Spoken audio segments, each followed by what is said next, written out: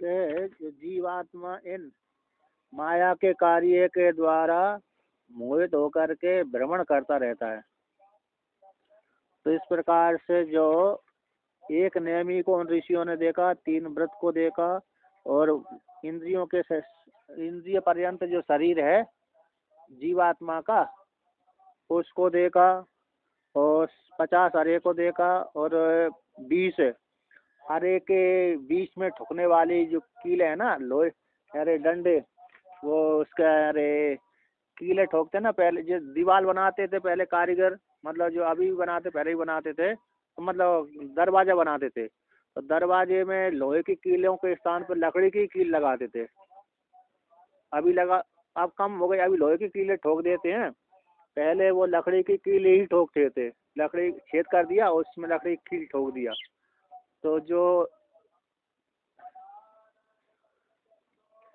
हाँ क्वालिटी वाले में लगाई जाती है अभी, हो हाँ क्वालिटी वाले में, अभी तो हमारे सामान वाले दरवाजे हैं हमारे पास तो कहते हैं तो जो विशिष्ट जो दरवाजे लकड़ी के होते हैं जिसमें लकड़ी ही प्रयोग करना है, तो उसमें लकड़ी की कील लगाते तो जो लकड़ी की कील है ना, तो कहता हूँ जो 20 जो कील हैं प्रत्यारा है, 2 बारह के जो आ रहे हैं वो लकड़ी की कील है, उसमें फांसने के लिए निकलेगी नहीं, क्योंकि वो अरे निकल जो लकड़ी वाला लो पहिया होता ना लकड़ी का और लोहे का, वो निकलता रहता है, ढीला हो जाता है, इसलिए वो कील लगा देते हैं। तो ये 20 क्या हो गए शब्द आदि में से एक दूसरे कील हो गई लकड़ी की, और 8 सिद्धियां हो गई, यानी अष्टक को लेकर के। इन 6 से युक्त होकर के काम क्रोध लोभ मोह आदि जो स्वर्ग नरक स्त्री पुत्र आदि एक विश्व रूप को उन्होंने ऋषियों ने जाना। तो धर्म ज्ञान और अधर्म, धर्म हो गया, ज्ञान हो गया, अधर्म, इन 3 यानी मार्ग के भेद वाले उस संसार को उन्होंने जाना, और पुण्य पाप का जो एक कारण मोह है उसको भी उन ऋषियों ने जाना। इस प्रकार से वर्णन किया। ये सारे अविद्या के ही कार्य हैं, अविद्या को लेकर के ही होते हैं। अब यहाँ पर 8 सिद्धियों तक वर्णन कर दिया था, एकादश ने कितना तक कर दिया था, सतधारा है। तो जो असत्य असत्य का वर्णन कर दिया था, असत्य जो 28 प्रकार की है उसका में से सबसे पहले असत्य को लेकर के जो एकादश इंद्रिय है बुद्धि के सहित है, बुद्धि का जो अरे नाश हो जाना, ठीक ठीक कार्य न करना, और उसके सहित जो इंद्रियों का वध, अथवा इंद्रियों बुद्धि के वध के सहित इंद्रियों का नाश, वध हो जाना है, अपने अपने क्षेत्र में कार्य न करना, इसका वर्णन कर दिया। अब 9 प्रकार की अरे तुष्टि का वर्णन करते हैं, ठीक है ना। तो इसको लेकर कहते हैं नव तुष्टि नवदा, कहते हैं तुष्टि 9 प्रकार की होती है। प्रकृति उपादान काल भागाख्यास चतस्रः, प्रकृति हो गई एक, उपादान दूसरी हो गई, काल तीसरा हो गया, भाग चौथा हो गया। सांख तत्व कौमुदी की ये 50वीं कारिका है, कौन सी है, आध्यात्मिकस्य चतस्रः प्रकृति उपादान काल भाग्या रूपः बाह्य विषयोपरमात् पंचनव तुष्टयो अभिमता। ये 50वीं कारिका है। आध्यात्मिक आदिदेविक आदि भौतिक, ये 3 हो गए, और प्रकृति उपादान काल और भाग्य ये हो गए, है ना। ये कितने हो गए, 4 हो गए, और भाई 5 विषयों को आध्यात्म आदिदेविक आदि भौतिक इसी में प्रकृति उपादान काल में ही अंतर्भूत कर देते हैं। और कहते हैं भाई जो विषय का उपराम है, 5 ज्ञान इंद्रियों के विषय का उपराम, ये तो ये 5 विषयों के उपराम से 5 विषय हो गए, प्रकृति उपादान काल भाग्य, ये 4 हो जो आध्यात्मिक रूप से ही जाने जाते हैं। तो ये 9 हो गए, ये 9 ही तुष्टि कहलाती हैं। अब यहाँ पर इसी को 9 को लेकर के वर्णन करते हैं। कहते प्रकृति 1 हो गया, उपादान 2 हो गए, काल 30 हो गए, अरे भाग्य 4 हो गए। ये 4 प्रकार क्योंकि 5 ही वर्णन करेंगे। तो यहाँ पर कहते एक एक का लक्षण वर्णन करते हैं। प्रकृति किसको बोलते हैं, उपादान किसको बोलते हैं, और काल किसको बोलते हैं। तो आश्रम आदि को ग्रहण करना उपादान हो गया, प्रकृति यानी व्यक्ति का स्वभाव हो गया, और काल तो काल को लेकर के जो समय चल रहा है, 8 बजे से पाठ चलता है कि नहीं, काल हो गया। और भाग्य हमको अरे मिल गया, आपको मिल गया, ये भाग हो गया। इसी में संतुष्ट करके हम रह गए है कि नहीं, आप भी रह गए, हम भी रह गए, वो सभी रह जाते हैं, तो लक्ष्य की प्राप्ति नहीं होती। तो देखिए अब यहाँ पर वर्णन करते हैं।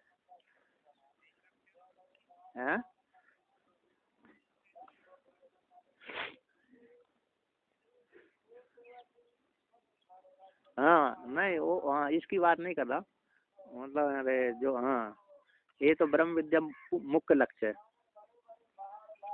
हाँ तो देखिए अब आगे कहते हैं, कश्चित प्रकृति परिज्ञा नहीं विषयो उपरमात पंच, विषयों का उपरम है ना, पांचों ज्ञान इंद्रिय के जो 5 विषय हैं, उनसे विषयों से उपराम हो जाना, संतुष्ट हो जाना, और उसका प्राप्ति न करना, ये ही तुष्टि हो जाएगी। 5 4 है प्रकृति, उपादान, काल और भाग्य, 4 हो गए। विषयों को उपराम से विषय 5 ज्ञानेंद्रिय के 5 जो विषय उनसे उपरक्ति हो जाना, मतलब उसमें रक्त न हो, संतुष्ट करके बैठ जाना, उसकी प्राप्ति के लिए प्रयत्न न करना, ये ही जो 5 विषय वाली संतुष्टि हो गई। तुष्टि है संतुष्टि, कम लगा दिया तो संतुष्ट हो गई, कम नहीं लगाया, उपसर्ग नहीं लगा, तुष्टि हो गई। तो कहते हैं अब 5 9 ये 9 हो गए, 9 को लेकर के अब वर्णन करते हैं।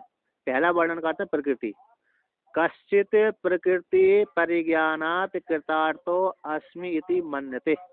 कोई एक व्यक्ति, कश्चित कोई एक, प्रकृति के परिज्ञान से, प्रकृति अलग है मैं अलग हूँ, है ना, प्रकृति ज्ञान से कहते कृतार्थ हो जाता, बस इतना ही जानना चाहिए। प्रकृति है कोई एक वस्तु है, वो कार्य करती रहती है। कैसी प्रकृति नाम की, जैसे है ना, अपना प्रकृति कार्य करेगी। बरसात में अरे वर्षा ऋतु में आकर के प्रकृति अपना कार्य वर्षा कर ही देगी, नहीं कर देगी। कार्य यज्ञ करने की जरूरत नहीं है, वर्षा हो जाएगी। प्रकृति के ज्ञान से संतुष्ट हो जा। अथवा प्रकृति अलग है, पुरुष अलग है, कोई एक प्रकृति है वो कार्य करती है, जैसे अरे राष्ट्रपति प्रधानमंत्री वो अपना कार्य करते हैं, बस इतना ही ज्ञान में संतुष्ट हो जाना। तो प्रकृति के परिज्ञान से कृतार्थ हो गया। कोई एक प्रकृति है वो संपूर्ण जगत का कार्य करती है। अब मैं कौन हूँ इसके विषय में नहीं जानता, जैसे कोई एक ईश्वर सत्ता है, वे अपना कार्य करती रहती है, एक प्रकृति ये हो गई। और अरे प्रकृति में अलग हूँ, प्रकृति अलग है, इस प्रकार सामान्य ज्ञान हो गया। अब वो कार्य करती है, हमको करने की कोई जरूरत नहीं है ना। इस प्रकार से उसका ज्ञान होकर के मैं तो बस इतना प्रकृति को जान लिया। अथवा वहाँ पर ईशावास्योपनिषद में आया ना, संभूतिम च विनाशम च एतद् वेदो भयम सा विनाशन मृत्यु तो संभूति अमृतमश्नुते। तो वहाँ पर प्रकृति अरे जो अव्याकृत प्रकृति है, सुसुप्ति है, उसको अलग जान कर को उपासना करता है, और हिरण्यगर्भ को अलग जान को उपासना करता है। तो वहाँ पर जो प्रकृति को जान लिया कि प्रकृति अलग है और मैं अलग हूँ, इस प्रकार से सामान्य ज्ञान जान करके कोई एक वही प्रकृति जगत का सृजन करती है, पालन करती है, और संगार भी कर देती है। इस प्रकार से ज्ञान होकर के संतुष्ट हो जाता। मैं असंग हूँ, निर्वय हूँ, इस प्रकार से जानता नहीं है, इसलिए फिर बंधन को बना रहता है। तो कहते हैं परिज्ञान से, प्रकृति के परिज्ञान से कृतार्थ होकर के अस्मिति मनते, ये पहली संतुष्टि हो गई। किसी कोई कृतार्थ हो जाता, मैं कृत हो गया कि प्रकृति है कार्य करती है। और दूसरा संतुष्टि कहते हैं कि अन्य पुनः पारिव्राज्य लिंगम घृत्वा कृतार्थो अस्मिति मन्यते। और दूसरा व्यक्ति कैसा है, दूसरा संतुष्टि कैसे होता है, अन्य अरे पारिव्राज लिंग ग्रहण, ब्राह्मण क्षत्रिय वैश्य हो गया, कहते हैं उपनयन संस्कार आदि हुआ था, ब्रह्मचर्य पालन किया, भारत जीवन स्वीकार किया, फिर बाद में देखा अभी भारत जीवन की उम्र निकल गई, 50 से ऊपर हो गया, बाण पर धारण कर लिया, फिर क्या कर लिया, फिर संन्यास ले लिया। तो अन्य कौन से कहते हैं, पारिव्राज लिंग को ग्रहण कर लिया, संन्यास ले लिया। और कहते अब बस इतना मुक्त हो गए, है ना, इतने में ही कैसे हो गए, अब हम कृत हो गए, ऐसा मान करके बैठ जाता है। ऐसे बहुत से व्यक्ति संन्यास ले लेते हैं, फिर बाद में मैं ब्रह्म हूँ इसका चिंतन नहीं करते, है ना। अथवा वो जो पहला में, फिर पहले में ऐसे हो गए, विवाह आदि कर लिए, ब्रह्मचर्य पालन कर लिए, विवाह कर लिए, बस कृत हो गए, ये प्रकृति ऐसा हो गया, विवाह हो गया, संतुष्ट हो गए, बस माता पिता के पास में जो संपत्ति थी उसी को वो भोग कर लिया, ज्यादा और आगे पीछे नहीं कमाया, ये प्रकृति का भी हो गया। और दूसरा ये पारिवारिक लिंग को ग्रहण करके कृतार्थ में तो सन्यासी बन गए, अब मेरे को करने की कुछ जरूरत नहीं है, चिंतन करने की जरूरत नहीं है, ऐसा मान करके। जैसे लोग जैसे सामान्य कोई व्यक्ति के मन में बैठी हुई है कि हमने 4 धाम यात्रा कर ली, अब हम मुक्त हो गए, 4 धाम यात्रा करते ही कैसे हो जाते हैं, मुक्त हो जाते हैं। ऐसे पहले के व्यक्तियों के मन में बैठा रहता था कि हमने, अमुक व्यक्ति, इस गांव का व्यक्ति बहुत है, धन्यात्म पुण्यात्म है, क्यों है, क्योंकि इसने 4 धाम की यात्रा कर ली, अब इसलिए तो मुक्त है, ये तो साधु ही है, ऐसा प्रयोग करते हैं गाँव वाले। तो धर्मात्मा पुण्यात्मा वर्णन करते हैं, तो वो कृत मानते हैं। तो अमुक व्यक्ति की 4 धाम यात्रा करने से कृतता हो जाती है, उसी प्रकार से यहाँ पर कहता है व्यक्ति कि मैंने संन्यास धारण कर लिया, बस अब मैं कृत हो गया, ऐसा मान करके संतुष्ट होकर के फिर कार्य आगे नहीं करता, चिंतन नहीं करता। ये दूसरा नाम की संतुष्टि हो गई। तो कहते हैं अब तीसरे यहाँ पर दूसरी नाम की संतुष्टि उपादान ग्रहण से, उपादान हो गए ना, है ना, इसी की है, उपादान आगे आगे की तक चल रही है। तो अपर पुनः प्रकृति परिज्ञान किम आश्रमादि उपादान किम व बहुना कालेन अवश्यम मुक्तिर भवती इति मत्वा परितुष्यति। ये तीसरी काल को लेकर के, तो यहाँ पर तीसरा कहता है अपर पुनः, ये अन्य पहला तो कश्चित प्रकृति परिज्ञान करता तो अस्मिति मन्यते, ये पहला हो गई संतुष्टि। दूसरा यहाँ पर कहते हैं अन्य पुनः पारिव्राज्य लिंगम गृहीत्वा करता तो अस्मिति मन्यते, दूसरी हो गई। अब तीसरा यहाँ से आगे चलते हैं, अपर पुनः, फिर अन्य, अपर यानी दूसरा, पुनः प्रकृति परिज्ञान, प्रकृति अलग है, मैं अलग हूँ। अब प्रकृति कोई कार्य करती है, व्यक्ति स्वभाव से, प्रकृति अथवा स्वभाव से ही, प्रकृति का एक अर्थ होता है स्वभाव, तो स्वभाव से ही व्यक्ति कर्म करता है, प्रवृत्त हो जाता है, स्वभाव से कार्य हो जाएगा, कोई जरूरत चिंता करने की कोई जरूरत नहीं है। जैसे अरे एक कवि ने लिखा है कि अरे जिनका जैसा स्वभाव है उसी प्रकार से प्रवृत्त करते हैं। जैसे शेर का स्वभाव है गुफा में रहना, बाघ है जंगल में रहता है, हंस है अरे हंस नीलकमल को पद्मिनी को चाहता है, और गृध्र शमशान में निवास करता है, तो उनका वो स्वभाव होता है। उसी प्रकार से व्यक्ति का स्वभाव प्रकृति रहती है, उस प्रकृति के अनुसार वर्तित रहते हैं, व्यवहार करते रहते हैं। तो कहते हैं प्रकृति के परिज्ञान से अथवा क्या आश्रम आदि उपादान ग्रहण करना, तो आश्रम में ब्रह्मचर्य पालन करना एक आश्रम हो गया, गृहस्थ आश्रम दूसरा हो गया, वानप्रस्थ तीसरा हो गया, संन्यास आश्रम चौथा हो गया। इनके ग्रहण करने से प्रकृति ज्ञान से अथवा क्या आश्रम आदि को उपादान से अथवा क्या बहुना कारण बहुत काल से अवश्य मुक्ति हो जाएगी, ऐसा जान करके प्रकृति के उपादान कर लिया स्वभाव से अथवा आश्रम के उपादान से अथवा क्या है अरे काल से, किसी न किसी काल में तो मुक्त हो ही जाएंगे, तो इसलिए चिंता काहे की करने की जरूरत है, ऐसा जान करके जो संतुष्ट होकर के अरे बैठ जाता है, तो बहुत किसी न किसी काल, भूतकाल भविष्य, भूतकाल तो निकल ही गए, वर्तमान काल चल रहा है, भविष्य में मुक्त हो ही जाएंगे, तो भविष्य काल में मुक्ति की प्राप्ति हो जाएगी, ऐसा जान करके संतुष्ट होकर के बैठ जाता है। ऐसा जो व्यक्ति है वह काल नामक है संतुष्टि हो गई है। अब चौथी संतुष्टि तुष्टि कहते कश्चित पुनर्मन्यते बिना भाग्य न किंचित अपि प्राप्यते।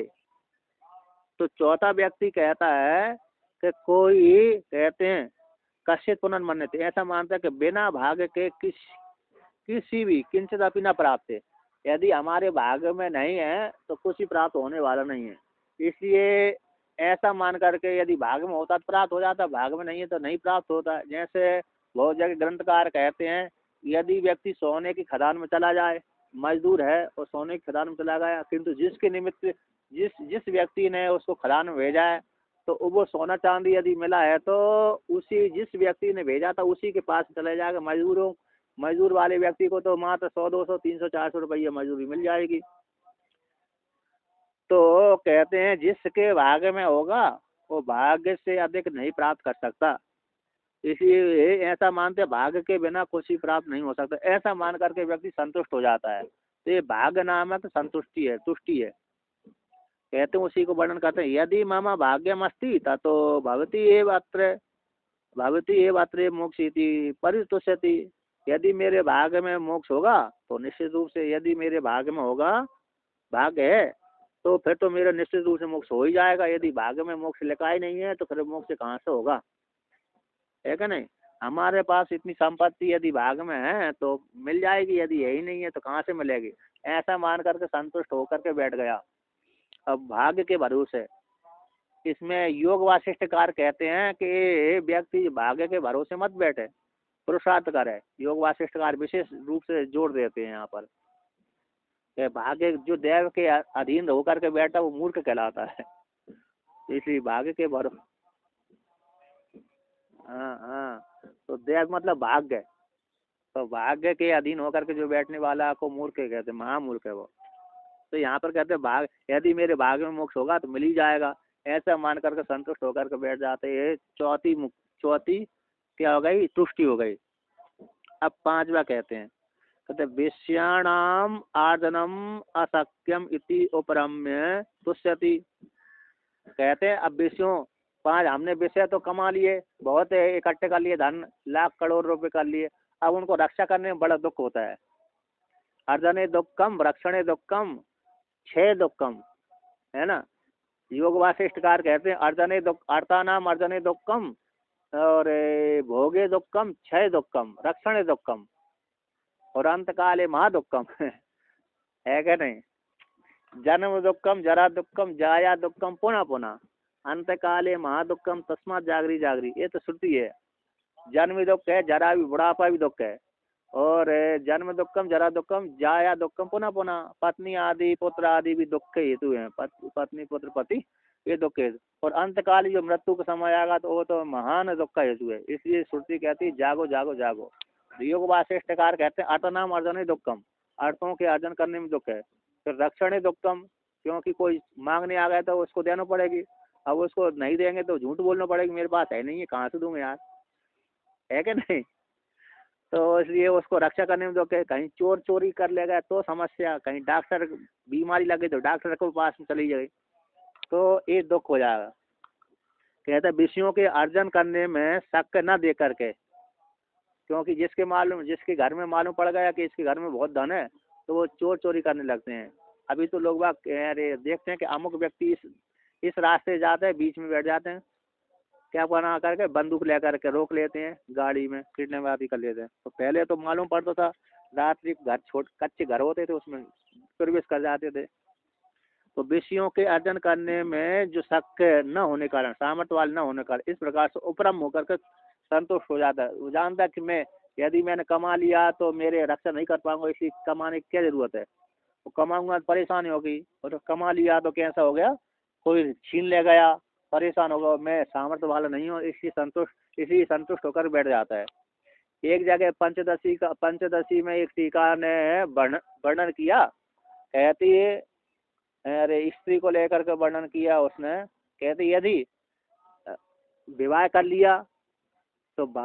लिया तो उसकी पत्नी आ गई तो यदि रूपवान नहीं है तो मन को खेद करने के लिए हो जाती है, सुंदर नहीं है तो खेद करने के लिए हो जाएगी, दुखी हो जाएगा, मेरी पत्नी भार्या सुंदर नहीं है। और यदि भार्या सुंदर प्राप्त हो गई तो कहते दूसरे व्यक्ति उसको अधीन कर लेते हैं। दोनों तो वहां पर बैराग दिलाने के लिए वर्णन कर, यदि सुंदर नहीं है तो स्वयं के मन को खेद के लिए हो गई, और रूपवान हो गई, मिल गई, प्राप्त हो गई भाग्य से, तो वह दूसरे व्यक्ति उसके ऊपर नजर डालते हैं, प्राप्त करने की इच्छा करते हैं, दूसरे का अधीन हो जाती है वो, तो अभी दुख का हेतु है। ऐसे पंचदशीकार ने एक पंचदशी में टीका में ऐसे उद्धृत किया, एक श्लोक उद्धृत किया था। तो मतलब रक्षा करने में बड़ा कठिन है, अशक्य है। इस प्रकार से उन विषयों से उपरम होकर के संतुष्ट होकर के बैठ जाता है। ये पांचवी नाम की तुष्टि हो गई।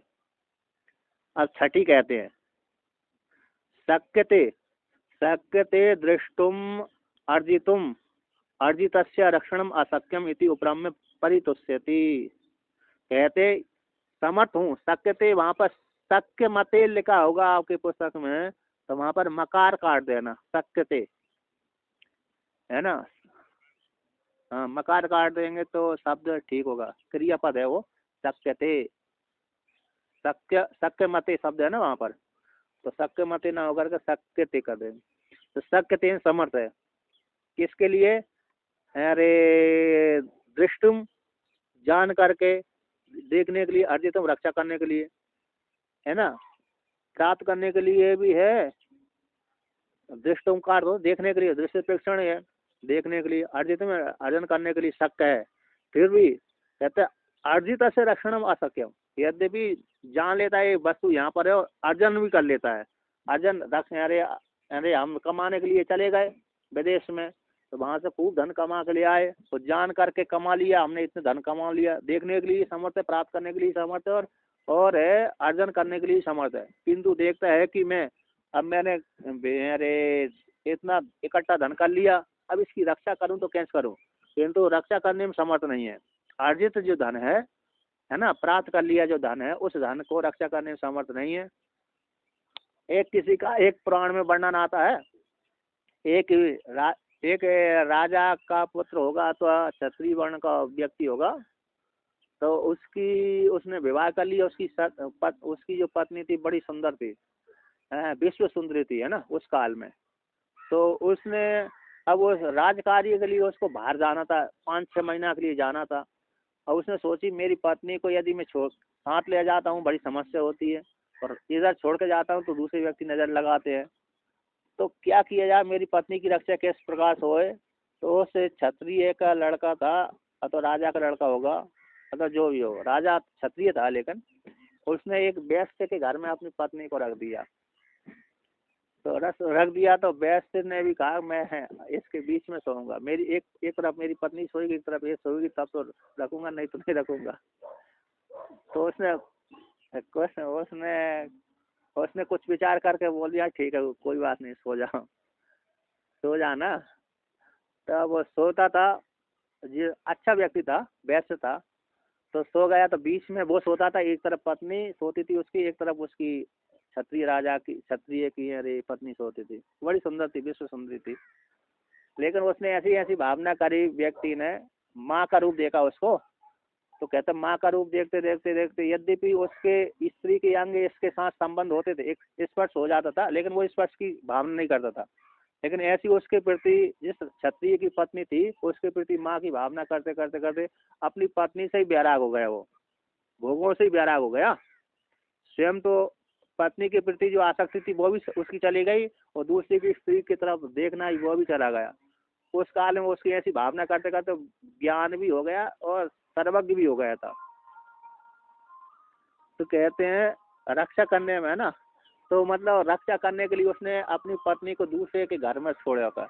कभी कभी रक्षा करने में समर्थ नहीं होता व्यक्ति, यदि साथ ले जाकर दूसरा आक्रमण कर दिया तो समस्या हो जाएगी, और घर में छोड़ के जाता हूँ तो कहीं अरे हो सकता है समस्या हो जाए, इसलिए उसने उससे दूसरे के वैश्य के घर में छोड़ा था। अच्छा जाना था, मित्र था, तो बाद में देवताओं ने उसको प्रमाणित भी सिद्ध किया था, हाँ ये ब्रह्म ज्ञानी है, इसने कुछ भी नहीं किया, पत्नी के साथ, तुम्हारी पत्नी के साथ कुछ भी नहीं किया ऐसा। और लोगों ने बीच में आक्षेप तो लगाया था, लेकिन उसने आत्महत्या करने की कोशिश करी थी। उसी काल में देवता आ गए, देवता ने बोल दिया कि इसने कुछ भी नहीं किया और एक ज्ञानी हो गया, तो उसकी प्रसिद्ध हो गई। तो रक्षा करने में समर्थ न होने पर भी बड़ी समस्या हो जाती है। तो यहाँ पर कहते हैं क्या कहते, अर्जित तो कर लिया, अर्जन करने के लिए समर्थ हूँ, देखने की जानने के लिए भी समर्थ हूँ, किंतु अर्जित धन का रक्षा करने में समर्थ नहीं हूँ। इस प्रकार से उपराम होकर के संतुष्ट होकर के बैठ जाता है। ये छठी नाम की यार क्या है, तुष्टि हो गई। अब सातवें नाम की बोलते हैं, कहते साति सयत्वादि दोष दर्शनेन उपरम्य परितुष पर परस तुष्यति। के साति सयत्व दोष, अतिशयत्व साति सयत्वादि दोष को देकर के, अतिशय के सहित है ना, कैसे अतिशयत्व, अतिशय सातिशय ये विनाशीन होने वाले हैं। कैसे, इनमें बहुत ही उत्पन्न होते हैं, नष्ट हो जाते हैं, उत्पन्न हो जाते हैं, नष्ट हो जाते हैं। कैसे श्रुति कहती है ना, परीक्षा लोकान कर्म चेतान ब्राह्मणों ने देवित माया थे, परीक्षा कर लीजिए। इस लोक के धन कमा, इस लोक में जो अर्जन किया है उसमें अरे हमेशा बना रहता है कि नहीं रहता है, उसी प्रकार परलोक में के विषय में परीक्षा कर लीजिए।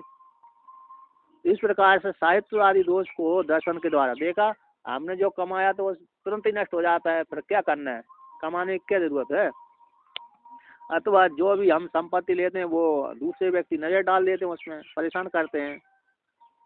तो इस इत्यादि कई दोषों को देख करके क्या कर लेता है, साथ ही सहित विनाशित्व साथ ही सहित अन्य अन्य दोषों को देख करके उनसे उपराम को प्राप्त कर लेता है, उपरम हो जाता है। ये ठीक नहीं है, इनसे संबंध करना ठीक नहीं। इस प्रकार से संतुष्ट होकर के बैठ जाता है। ये सातवीं नाम की तुष्टि हो गई। ठाकुर साहब उनका नहीं बढ़ रहा है, हाँ उनका बढ़ते रहना चाहिए।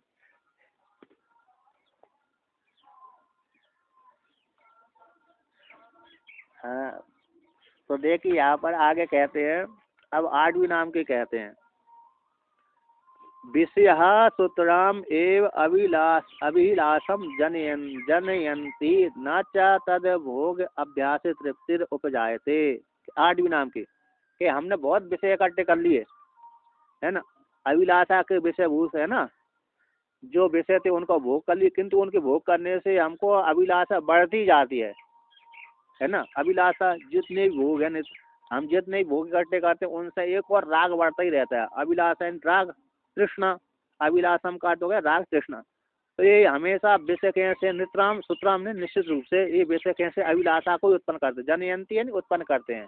इसको उत्पन्न करते हैं, जितना भी भोग भोगते हैं, पांच ज्ञान इंद्रिय के जो पांच हम विषय को भोग करते हैं उनसे हमको राग होता ही रहता है, बढ़ता ही रहता है।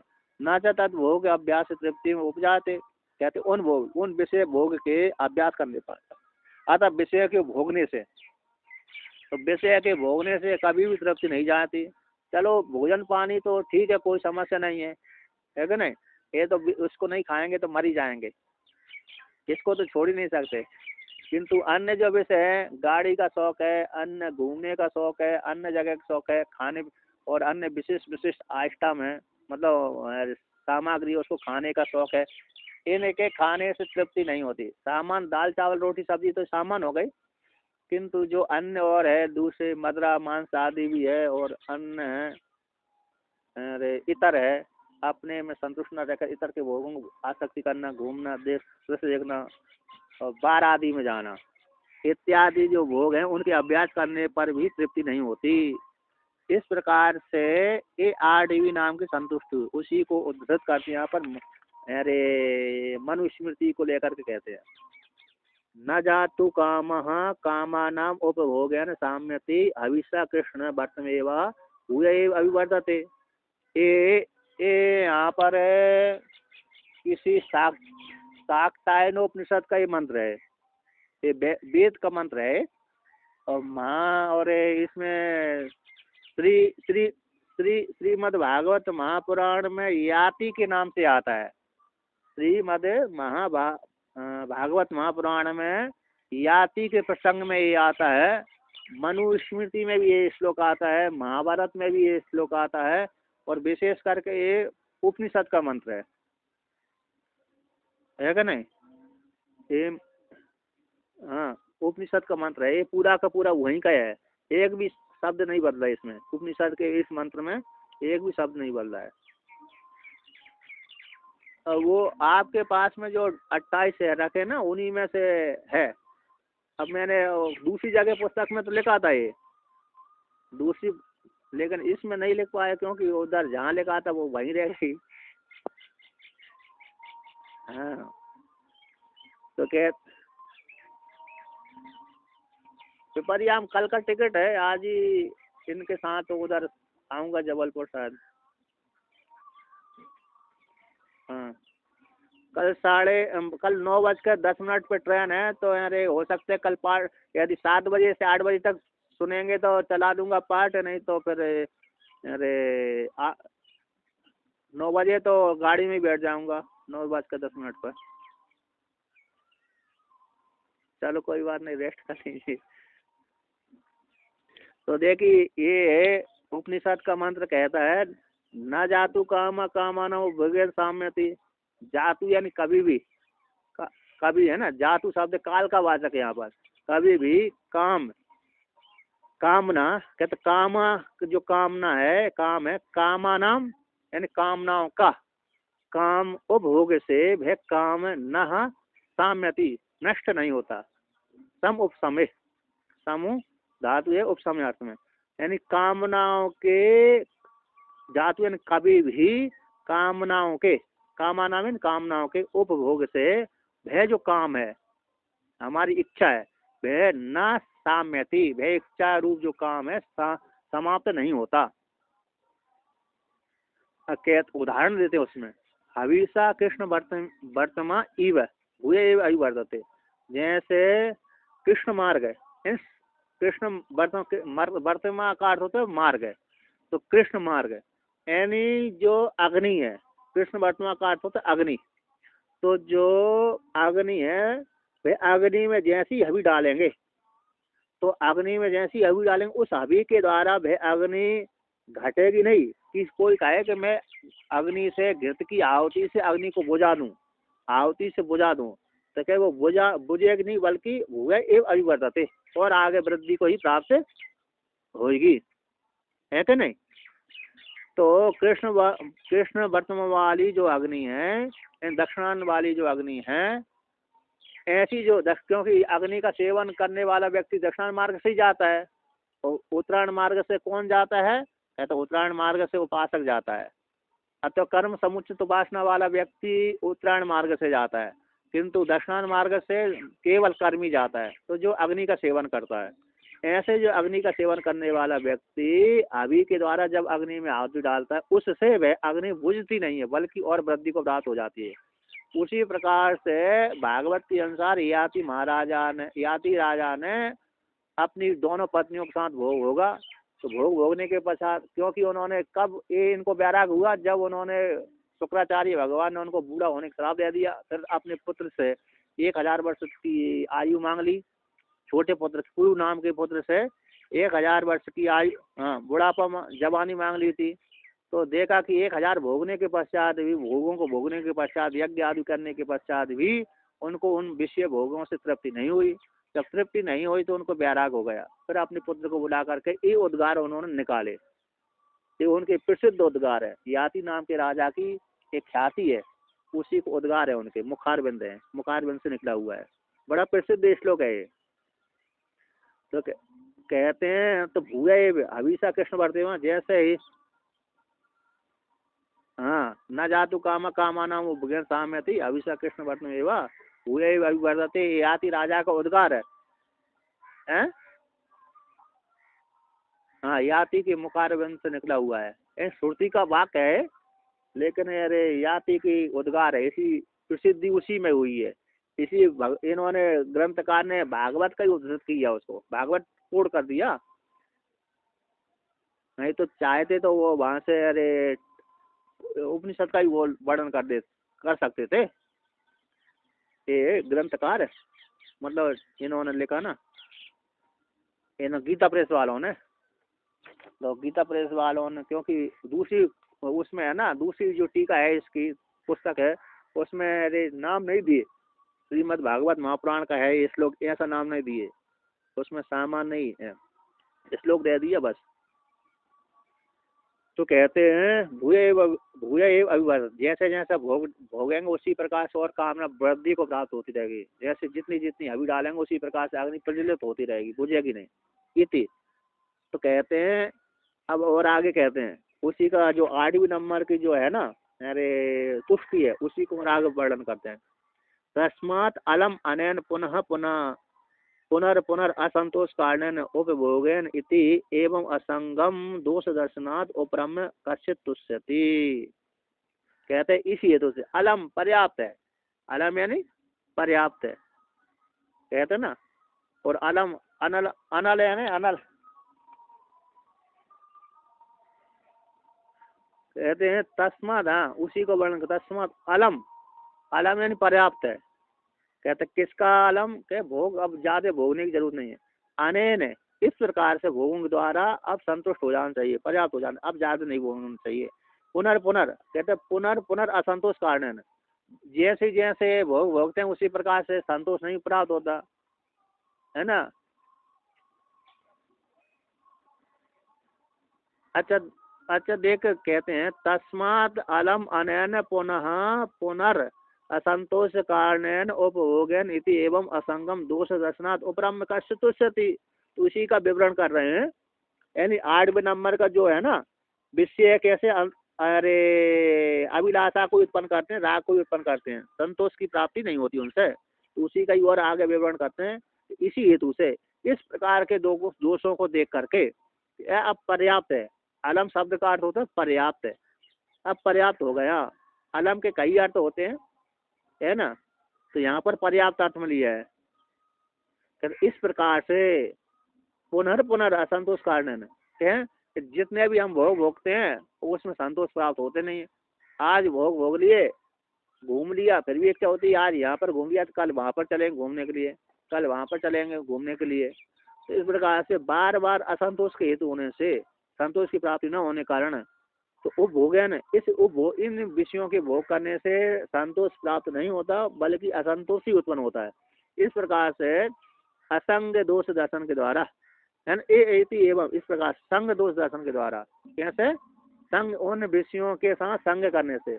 मदालसा का वाक्य है ना, संगा सर्वात्मना हेया सा चेत त्यक्तुम न शक्यते सा सद्वी सा कर्तव्यम सता संगो ही भेषजम। कहते संग तो सभी प्रकार से त्याग करने के योग्य है जीव को, तो संग नहीं करना चाहिए। यदि संग कुबिल्यास की पत्नी थी मदालसा, उसका पुत्र अरे दूसरा था, तो कहते हैं अपने पुत्र मदालसा ने अपने पुत्र का वर्णन इस श्लोक लिख कर दिया था। कहते संग तो, फिर से ही तो बता रहा हूँ। तो यहाँ पर कहते हैं संगा सर्वात्मना, संग को लेकर के आया यहाँ पर, कहे बार बार भोगने से असंतोष की प्राप्ति हो जाती। इस हेतु से असंग मतलब संग दोष दर्शन से, संगों के साथ संग जो दोष दर्शन है उसके द्वारा उपराम को प्राप्त हो जाता। कश्चित कोई व्यक्ति उपराम को प्राप्त होकर संतुष्ट होकर बैठ जाता है। तो यहाँ पर संग को लेकर के आया है। तो जैसे मदालसा ने अपने पुत्र के विषय में वर्णन किया था कि संगा सर्वात्मना हेया साचेत त्यक्तुम न शक्यते स सद्वी स कर्तव्यम सताम संगो ही भेषजम, कि संग तो सभी प्रकार से त्याग करने की योग्य है। यदि व्यक्ति को वो संग नहीं छोड़ा जा सकता, कि संग करके ही रहेंगे, हमको संग के बिना नहीं रह सकते। कहते संग किसके साथ करना चाहिए, तो सत्य पुरुषों के साथ, सज्जनों के साथ, जो कल्याण के मार्ग पे चलने वाले हैं उनके साथ संग करना चाहिए, विषय वालों के साथ संग नहीं करना चाहिए। कहते क्यों, सज्जनों के साथ संग करना चाहिए, असज्जनों के साथ संग नहीं करना चाहिए। तो कहते सज्जनों के साथ संग करने से वो और वैद्य के समान होते हैं, यानी औषधि के समान होते हैं। कहते औषधि जैसे रोग को ठीक कर देती है, उसी प्रकार से संसार रूप जो रोग है उस रोग को सज्जन कैसे शांत कर देते हैं, है कि नहीं। तो इस प्रकार से संग के विषयों के साथ संग है, तो विषयों के साथ संग में संग को लेकर दोष दर्शन के द्वारा कोई व्यक्ति संतुष्ट होकर के उपराम को प्राप्त हो जाता है, संतुष्ट होकर के बैठ जाते हैं। उसी प्रकार से साधन भी नहीं करता, क्या नहीं करता, साधन नहीं करता, कल्याण के लिए बस बैठ जाता है। इस प्रकार से तो 8वें नंबर की जो संतुष्टि हो गई। अब कहते हैं नवी संतुष्टि कहते हैं, 9वीं। अब कभी कभी है ना, अरे कौन ऑडियो चला जाता है, मैं तो ऊपर बैठा हुआ छत पर।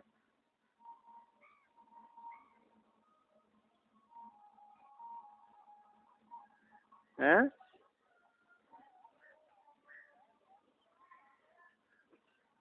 हो सकता है। अब यहाँ पर टावर लाट तो बिजली तो है, लेकिन अब छत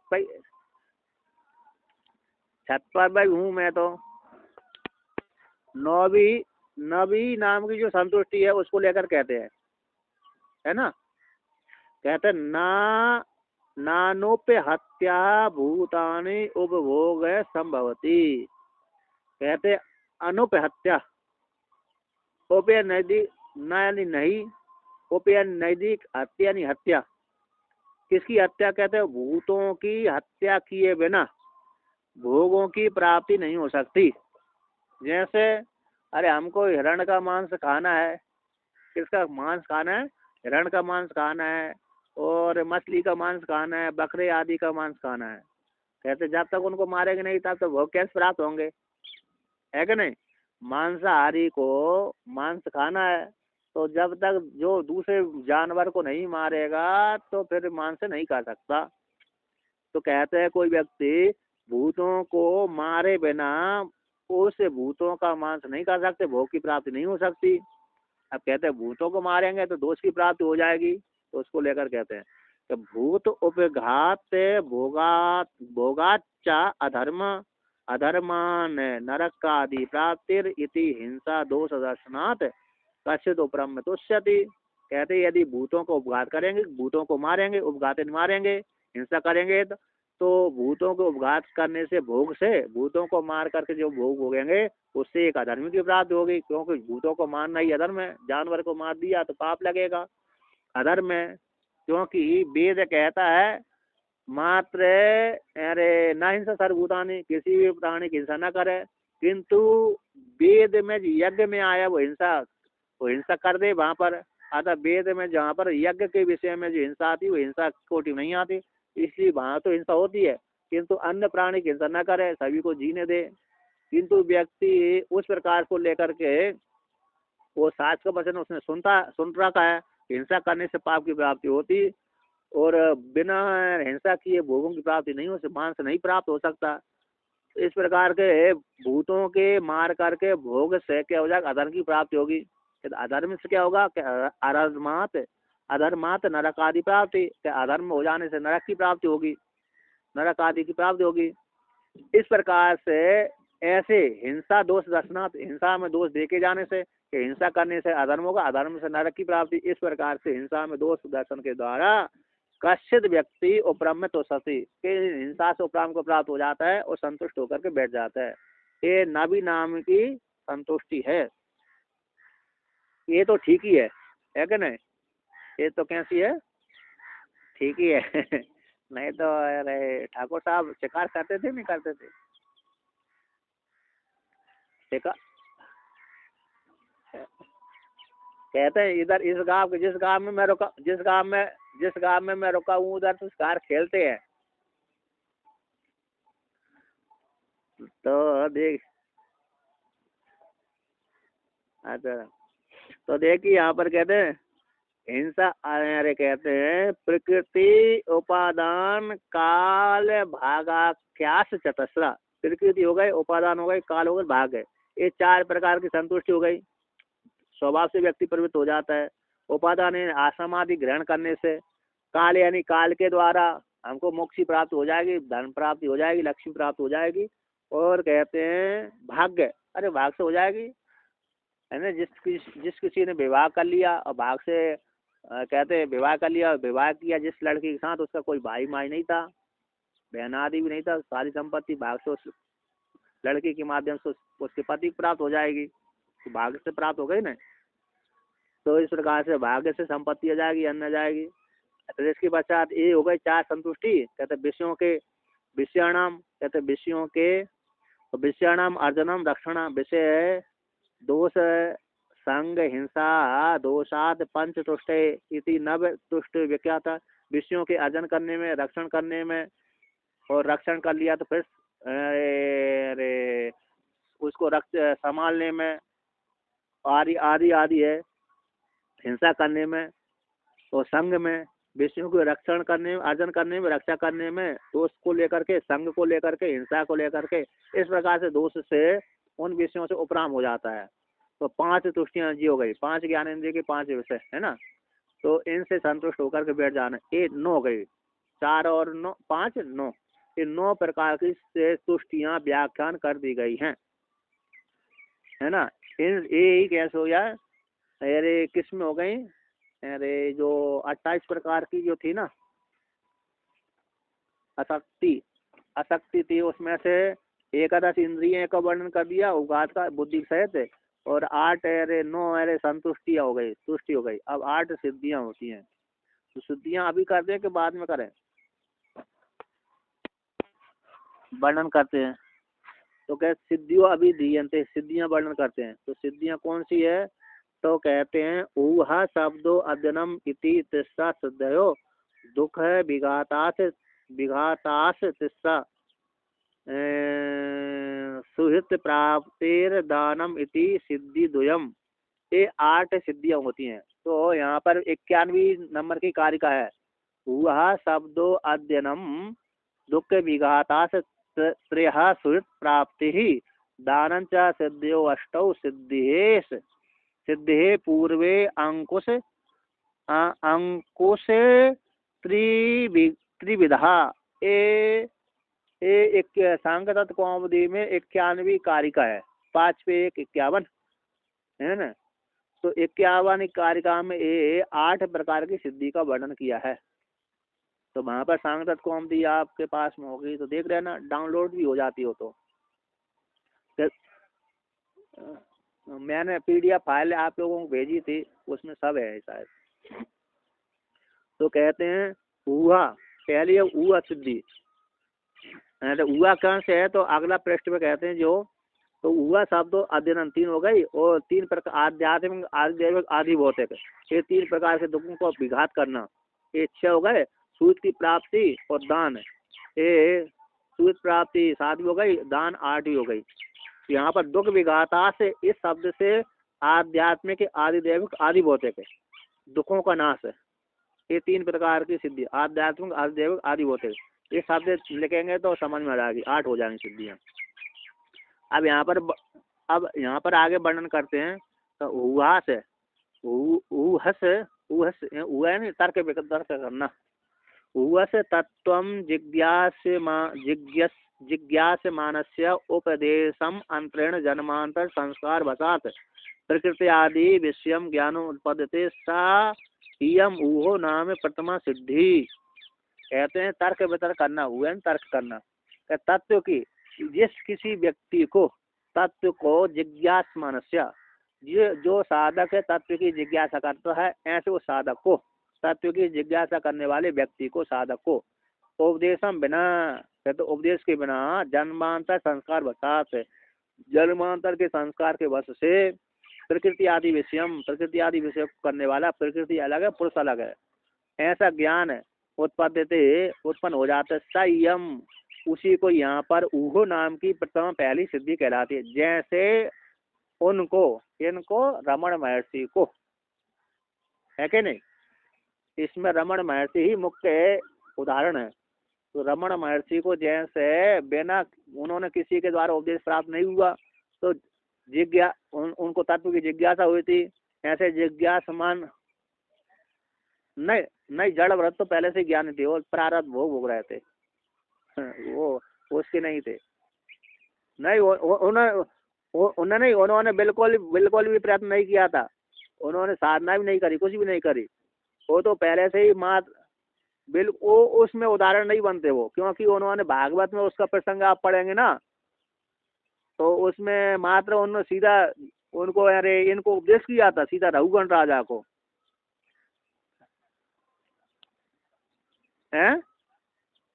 हाँ हाँ, क्योंकि आप जब राजा भरत का आख्यान पढ़ेंगे जहाँ पर है संन्यास लेने, तब उनके मन में इच्छा हुई थी उसको अरे मृग को लेकर के, यदि ये पुरुष होता तो मैं इसको ज्ञान का उपदेश करता। मैंने जो तत्व का उपदेश ग्रहण किया है ना, जो मैंने अर्जन किया है साधना के माध्यम से, अनुसत्संग के माध्यम से, उस तत्व का उपदेश मैं इसको करता, यदि ये पुरुष होता तो वहीं पर उनको ज्ञान प्राप्त हो गया था। इसलिए उन्होंने, लेकिन इससे पहले ही उनको वो प्रारब्ध वेग चालू हो गया था, इसलिए 2 जन्म लेने पड़े, इसलिए वहां पर वो जड़ भरत का उदाहरण नहीं बनता।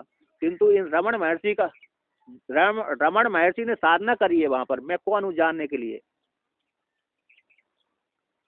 क्योंकि जड़ भरत ने कभी साधना नहीं करी, गायत्री नहीं सीखा उन्होंने, तो हिरण के बच्चे में ही उसको ज्ञान था कि मैं इस असंग के कारण ये ऐसी फल की प्राप्ति हो गई मेरे को। तो हाँ हाँ पूर्ण, हाँ हाँ हाँ हाँ हाँ हाँ, सही सही सही।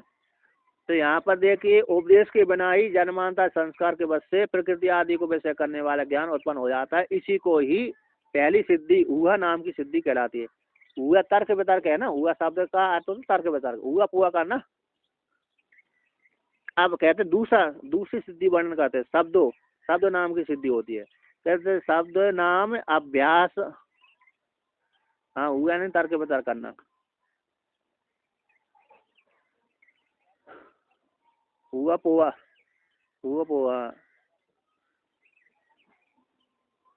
तो कहते हैं शब्दों नाम अभ्यासम अंतरेण श्रवण आदि, श्रवण मात्रादि मात्राद यज ज्ञानम उत्पन्न से सा द्वितीय सिद्धि।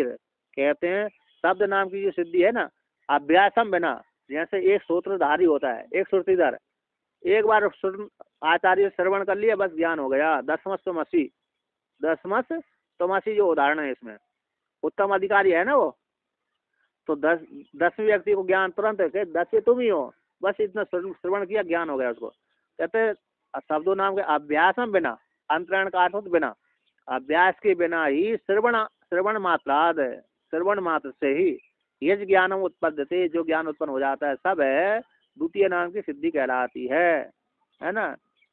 जैसे अरे इनको ठाकुर साहब को ही ले लीजिए, है क्या नहीं। चलिए तो कहते ये, अरे हो गई बहुत से उदाहरण, कौन कौन से हैं जो पहले जो श्रुतिधर होते ना, अरुणी है, अरे अन्य अन्य, जैसे नचिकेता है, नचिकेता तो नहीं, नचिकेता के नचिकेता ही, हाँ। तो नचिकेता को एक बार श्रवण करने से ही ज्ञान हुआ था वहां पर, और उसने विचार नहीं किया बिल्कुल भी, क्योंकि विचार का प्रसंग ही नहीं आया, सीधा उसने जैसे ही यमराज जी ने नचिकेता को उपदेश किया उसी समय उसको ज्ञान हो गया। क्योंकि उन्होंने नचिकेता को जल पहले अग्नि विद्या बोली, अग्नि विद्या की उपदेश किया ना, तो कहा मैंने आपको आपको अरे आप बताइए कैसे सुने, तो उसने पूरा हुआ पुआ करके बता दिया, पूरा जैसे आज शुरू से लेकर के अंत तक जैसे बोला था एक एक वो बता दिया। तो उन्होंने, हाँ, तो उन्होंने एक बार में ही धारण कर लिया था, उन्होंने ऐसी बुद्धि दे करके और प्रसन्न हो गए कि तुम्हारे नाम से ये अग्नि, अग्नि विद्या नाम से पहचानी जाएगी, नचिकेता नाम से, नचिकेता अग्नि के नाम से जानी जाएगी। पहले तो किसी दूसरे नाम से जानी जाती होगी अग्नि, वो अग्नि विद्या, फिर बाद में नाचिकेत नाम से जानी गई। इसलिए उन्होंने एक बार श्रवण करने से, तो श्रवण मात्र करने से जो ज्ञान उत्पन्न होता है सब है द्वितीय नाम की सिद्धि। अब तीसरी नाम की सिद्धि कहते हैं अध्ययनम नाम शास्त्र अभ्यासाज यज ज्ञानम उपपद्यते सा तृतीय सिद्धि। कहते अध्ययन नाम, अध्ययन नाम की जो तीसरी सिद्धि है कि शास्त्र के अभ्यास से, अनभ्यास विषम विद्या, है ना, तो बिना अभ्यास के विद्या विष के समान हो जाती है। तो शास्त्रीय अभ्यास करने से जो ज्ञान उत्पन्न होता है वह तृतीय नाम की सिद्धि कहलाती है अध्ययन। तृतीय सिद्धि कौन हो गए, अध्ययन हो गए। तो बार बार सब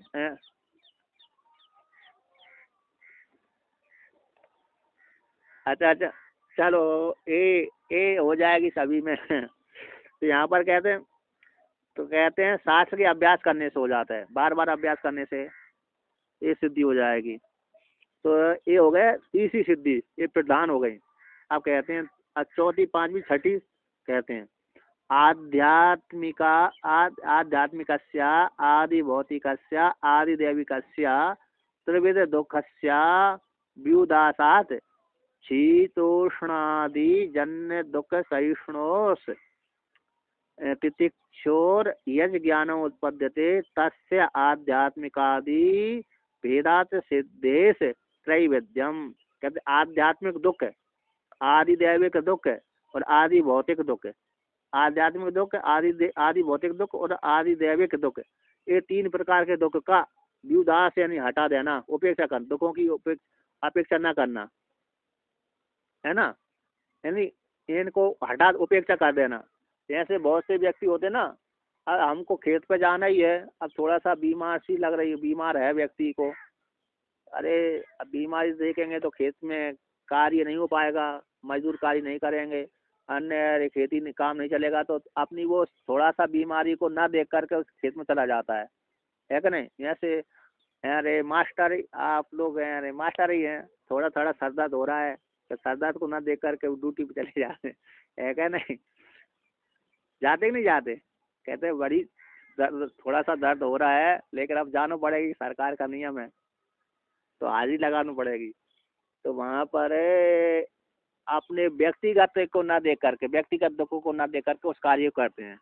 तो आध्यात्मिक, आध्यात्मिक, आदि भौतिक तीन प्रकार दुखों को उपेक्षा करके, है ना, उनकी उपेक्षा कर, उनके पीछे, उनके ऊपर विशेष ध्यान ना दे करके शीत उष्ण आदि जन्य, जो शीत ठंडी और गर्मी को लेकर के, ठंडी को लेकर के शीत हो गया, गर्मी को लेकर उष्ण हो गए, तो शीत उष्ण आदि से उत्पन्न होने वाले जो दुख हैं उन दुखों को सहन करने वाला व्यक्ति सहन कर लेता ना, तो सहन करने से तितिक्षु को, ठंडी गर्मी को सहन करने से जो तितिक्षा उसमें आ जाती है, ऐसे तितिक्षु व्यक्ति को जो ज्ञान उत्पन्न होता है, जो ज्ञान उत्पन्न होता है ऐसे उस, हाँ, सहन करने से जो ज्ञान उत्पन्न होता है, तो तस्य आध्यात्म आदि वेद, उसी व्यक्ति साधक के लिए आध्यात्मिक वेद, आध्यात्मिक आदि भौतिक, ये तीन प्रकार की सिद्धि से उसको ज्ञान हो जाता है। इसी तीन प्रकार की ये सिद्धि हो गई, क्योंकि आध्यात्मिक ज्ञान हो जाता, आध्यात्मिक ज्ञान हो जाता, आदि भौतिक ज्ञान हो जाता है उसको, क्योंकि सहन नहीं करेगा तो पढ़ ही नहीं पाएगा, श्रवण नहीं कर पाएगा, अभ्यास नहीं कर पाएगा, है कि नहीं। ऐसे तितिक्षु को तीन प्रकार की सिद्धि और प्राप्त हो जाती है, आध्यात्मिक, आध्यात्मिक, आदि भौतिक, तीन प्रकार का ज्ञान उसको हो जाता है। अब कितनी हो गई, तीन और तीन 6 हो गई ना, हुआ शब्दो अध्ययन 3 हो गई, आध्यात्मिक सिद्धि, आदि भौतिक सिद्धि और आध्यात्मिक। आध्यात्मिक सिद्धि कैसी हो गई है, ऐसे तितिक्षु व्यक्ति को क्या शरीर के भीतर आत्मा विराजमान है, वो असंग है, आध्यात्मिक हो गई। आदि भौतिक भूतों संबंधी सिद्धि हो जाती है, भूत से अरे परेशान ज्यादा नहीं होता है, ऐसे भूत शेर है, भालू है, गाय है, बिल्ली है, कुत्ता आदि भूत हो गई। और आदि देवता संबंधी ज्ञान उसको हो जाता है कि देवता का प्रकोप उसके ऊपर नहीं पड़ता, भूतों का प्रकोप उसको नहीं पड़ता, और शरीर आदि का ज्वर आदि भी उसके ऊपर नहीं पड़ता, परमात्मा की इच्छा से, ईश्वर की कृपा से, है ना। सक्रिय प्रपन्न है तवास्मी याचते अभयम सर्वभूते वो ददामी एतम मम, ये वाल्मीकि रामायण का श्लोक है। भगवान राम जी कहते हैं, यदि कोई साधक है व्यक्ति जीवात्मा मेरी शरण में एक बार कहते हे राम जी मैं तुम्हारा हूँ, मैं आपकी शरण में आ गया हूँ, अब आप मेरी रक्षा करना, जो भी जैसा जैसा आप चाहें वैसी उसी प्रकार से मैं रहूंगा, व्यवस्था करेंगे उस प्रकार से। तो भगवान राम जी उसको सारे भूतों से अभय कर देते हैं, आध्यात्मिक भूतों से, आदिदेविक भूतों से, आदि भौतिक भूतों से अभय कर देते हैं। करते कि नहीं करते। हाँ, तो ये तो भगवान राम जी के व्रत हैं। तो इस प्रकार से है, ये तीनों भूतों से अभय हो जाता, आध्यात्मिक, आध्यात्मिक, आदि भौतिक, तीनों प्रकार कष्टों से अभय हो कर देते हैं भगवान राम। तो ये तीन प्रकार सिद्धि उसको प्राप्त हो। अब आगे कहते हैं सूत्र प्राप्ति को कहते हैं, साध्वी कहते हैं सूर्यदम प्राप्त या सिद्धि ज्ञान से सहा सूत्र प्राप्ति नाम सिद्धि के सुहृदम प्राप्त, हृदय से उत्पन्न होने वाला पत्नी है, पुत्र है, भाई है, बंधु है, अन्य अन्य है ना, प्रियजन, अपने प्रियजनों को प्राप्त करके जो सिद्धि उत्पन्न होती है, सूर्य को प्राप्त करके जो सिद्धि उत्पन्न होती है, सिद्धि ज्ञान की जो सिद्धि होती है ना, ज्ञान की जो सिद्धि, सूर्य को प्राप्त करके जो ज्ञान उत्पन्न होता है, ऐसी जो सिद्धि हुई सूर्य प्राप्ति नाम वाली सिद्धि कहलाती। ऐसे हमने बहुत दिनों से, हमारा पुत्र पुत्री बाहर थे तो वो विदेश में रहते थे और वो आ गए मिलने के लिए आ गए, उनको देख करके बड़ी प्रसन्नता हो जाती है। अथवा हम, ये तो सामान हो गया, और विशिष्ट रूप से हमने वो फल की चाहना कर रहे थे, किस फल की चाहना कर रहे थे कि अमुक ये हम ये कर्म कर रहे थे, ये फल चाह रहे थे, वो फल की प्राप्ति हो जाती है ना, सूर्यदम है ना। तो मतलब हम हृदय के द्वारा उसकी कामना कर रहे थे, इसलिए वो उसकी प्राप्ति हो गई, तो उससे उत्पन्न होने वाला जो ज्ञान है सूर्य प्राप्ति नाम की सिद्धि कहलाती है। अब 8वीं सिद्धि कहते हैं, ये गुरुकुल में पढ़ाया करके चलती है, कहते आचार्य हित वस्तु प्रदान है न, यह सिद्धिर विद्या सा दानम नाम सिद्धि। के गुरुकुल में विद्यार्थी पढ़ने जाता है और आचार्य उसको निःशुल्क पढ़ाता है कि नहीं। अब इसके पश्चात अभी की आचार्य की बात, अभी के अरे स्कूलों वाली बात नहीं कर रहा, अभी तो टैक्स देना पड़ते हैं, है कि नहीं। वेतन नहीं देंगे, उसको नहीं देंगे ना, किसको, अरे मास्टर को फीस नहीं देंगे तो मास्टर ही भगा देगा, प्राइवेट वाला तो। सरकारी तो काम, अरे काम चलाऊ वाले हैं वो, लेकिन सर प्राइवेट वाले भगा देंगे। तो पहले निःशुल्क रखते थे, लास्ट में जाकर के उनको पुरस्कार के रूप में देना पड़ती थी। वो भी आचार्य योग्यता के अनुसार बोलता था कि एक बार तो शुरू में आचार्य बोल देता मैंने तुम्हारी पढ़ाई कर दी, अब तुम जा सकते हो। अब फिर शिष्य का कर्तव्य था, तो शिष्य उसको कहते मैं गुरु दक्षिणा देना चाहता हूँ, तो जिसकी जैसी योग्यता थी वो दिया जाता था। कहते आचार्य हित वस्तु प्रदान है ना, आचार्य के लिए, आचार्य के हित के लिए, आचार्य के लिए आश्रम संबंधी आचार्य के हित के लिए वस्तु प्रदान के द्वारा। अब आचार्य की प्रसन्नता के लिए वस्तु प्रदान कर दी, तो वस्तु प्रदान से आचार्य उसके पास उसके ऊपर प्रसन्न हो गए। तो प्रसन्न हो जाने से जो उस वस्तु के प्रदान करने से आचार्य को उनकी प्रिय वस्तु को दान करने से, है ना, जो विद्या की प्राप्ति हो जाती थी, ज्ञान की प्राप्ति। कैसे? आचार्य के लिए प्रिय वस्तु की प्रदान करने से शिष्य को उस विद्या का ज्ञान की प्राप्ति हो जाती थी। सब है जो किसके, कौन सी वस्तु को दान कर देने से। दान आदि जैसे गुरुकुल चला रहे हैं तो अरे धन भी दान कर देते हैं, अन्नदान भी कर देते हैं, जमीन आदि तो कहाँ जाया करके जहाँ पर गुरु आश्रम है वहीं पर देनी पड़ती थी, है कि नहीं। दूसरी जगह जमीन देंगे तो कहाँ खेती करने जाएगा, इसलिए वहीं पर ला करके अरे धन दान वो है, बाजी है, अन्य सोना चांदी आदि, जिससे विद्यार्थियों का खर्चा और चलता रहे भविष्य में आने वाले विद्यार्थियों को। तो आचार्य के लिए प्रिय वस्तु के प्रदान से आचार्य के द्वारा जो विद्या की प्राप्ति हो जाती थी, विद्या की जो सिद्धि हो जाती थी वह सिद्धि दान नामक सिद्धि कहलाती थी। जैसे इन्होंने, कृष्ण भगवान ने तो मरे हुए पुत्र को जीवित कर दिया, राम जी ने धन दिया था, कौरव पांडवों ने अरे शत्रु को, विराट को पकड़ के, द्रुपद को पकड़ के ला के दे दिया। जैसे इन्होंने है ना, अरुणी नाम के, उद्दालक नाम के अरुण ऋषि उद्दालक आदि है। अब आचार्य ने बोल दिया तो मेरे कहाँ चले जाओ, खेत पर चले जाओ, तो मैं जाओ, वो बाढ़ आगे वर्षा हो रही है, मेड़ टूट जाएगी तो पानी बह जाएगा तो क्या हो जाएगा, फसल नहीं होगी तो अरे फिर गुरुकुल में विद्यार्थी क्या खाएंगे, क्योंकि जंगल में रहते होंगे, इसी जंगल में रहने के कारण फिर गांव नजदीक ना होने से भिक्षा मांगने नहीं जा सकते, इसलिए सारा खेती के द्वारा ही वहाँ पर आश्रम चलता था। तो उसने कहा मेड़ पर जाओ, तो देखा मेड़ तो बहुत सी मिट्टी डाली, नहीं हुए, अरे मेड़ बंद हुई तो स्वयं ही सो गया। अब स्वयं सो गया तो देखा, अब रात भर तो मालूम नहीं पड़ा कि आया कि नहीं आया, क्योंकि बहुत से विद्यार्थी होंगे, 10-20 हजार, 8-10 हजार, क्योंकि 10 हजार खूब संख्या होती थी। अब इसके पश्चात देखा कि अरुण नहीं आया सुबह प्रणाम करने के लिए, तो कहाँ गया पूछा, तो उन्होंने कहा, किसी ने बोल दिया कि तो आपने वहाँ गया था, आज उसकी ड्यूटी थी। तो गुरुजी अपने शिष्यों के साथ लेकर गए, तो कहाँ पर कहा, अरुणी पुकारा, ये अरुणी। उसने कहा गुरुजी मैं यहाँ पर सो रहा हूँ। कहाँ सो रहा है? कि यहाँ पर मेड़ पे, मेरे से मेड़ नहीं रोकी, मैं ही सो गया यहाँ पर पानी रोकने के लिए। तो गुरु ने देखा कि ये तो स्वयं ही ठंड में सिकुड़ भी रहा है और सो भी रहा है, तो उन्होंने गुरुजी ने बोल दिया उठ जाओ, खड़े हो जाओ। तो जैसे ही गुरु ने आज्ञा दी तो खड़ा हो गया। तो गुरुजी ने वहीं से आशीर्वाद दे दिया। तो आशीर्वाद देते ही उसको हृदय में अपने आप कहा, तुमने मेरी आज्ञा का पालन किया है, भक्त श्रद्धा सुख होकर के पूरी निष्ठा के साथ कार्य किया, इसलिए तुम्हारे हृदय में अपने आप ही वेद प्रकट हो जाए, है कि नहीं। तो उनके हृदय में जो नहीं पड़ा तो अपने आप पूरा वेद प्रकट हो गया, ज्ञान के सहित प्रकट हो गया। तो प्रिय वस्तु के दान, आचार्य के लिए प्रिय वस्तु के दान के माध्यम से जो विद्या प्राप्त होती है, विद्या ज्ञान की प्राप्ति हो जाती है। ज्ञान से तो वह दान नाम की यही सिद्धि कहलाती है, 9वीं 8वीं ज्ञान की प्राप्ति हो जाए। प्रिय वस्तु की दान करने से जो ज्ञान की प्राप्ति होती है वह दान नाम की 8वीं सिद्धि कहलाती है। एवं अष्टविधा सिद्धि व्याख्या, इस प्रकार से 8 प्रकार की सिद्धियों का व्याख्यान कर दिया। इन्हीं को ही क्या कह देते हैं, पंचाशत मिला करके ये 28 प्रकार की अरे क्या हो जाएगी, आसक्ति हो जाएगी ना। अब कहते हैं नहीं, 28 प्रकार की आसक्ति हो गई है, कहते हैं इनका विघात हो जाना, इनका क्या हो जाना, विपर्य हो जाना। तो विपर्य हो जाने से ही ये आसक्ति कहलाती है। यदि विपर्य नहीं हुआ तो फिर कार्य करती रहती है ना।